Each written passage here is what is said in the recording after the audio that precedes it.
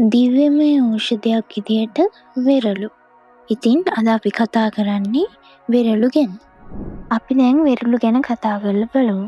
මේකේ තියෙන පෝෂණ ගුණ නිසා සෞඛ්‍යයට ප්‍රයෝජනවත් විය හැකි කරුණු කිහිපයක් තියෙනවා.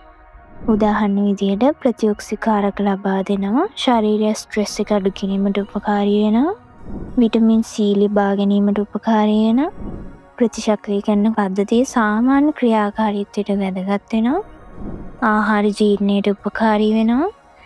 ඒ වගේම පළතුරේ ඇති ආහාර තන්තු ප්‍රයෝජනවත් වෙනවා.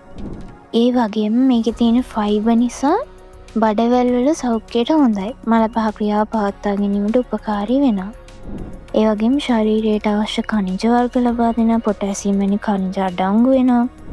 ඒ වගේම මේකේ විටමින් C නිසා සමට බලපානවා, ඇන්ටිඔක්සිඩන්ට් සංයෝග කොලජන් නිෂ්පාදනයට සහායක වෙනවා. ඒ වගේම වැදගත්ම දෙයක් තමයි හෘද රෝගවලට මේ වෙරළු ඉතාම ගුණදායකයි.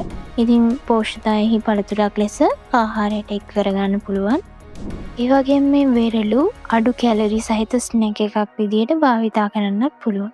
සකස් කර පැණි රස ආහාර වෙනුවට පළතුරක් ලෙස ගැනීම වඩාත් හොඳයි කියලා අපි විශ්වාස කරනවා. ඉතින් දේශීය පළතුරක් ලෙස පෝෂණ ගුණය අතින් ඉහළ වටිනාකමක් ගන්න වෙරළු අතිශයින්ම හෘද රෝගවලට ගුණදායක වනවා.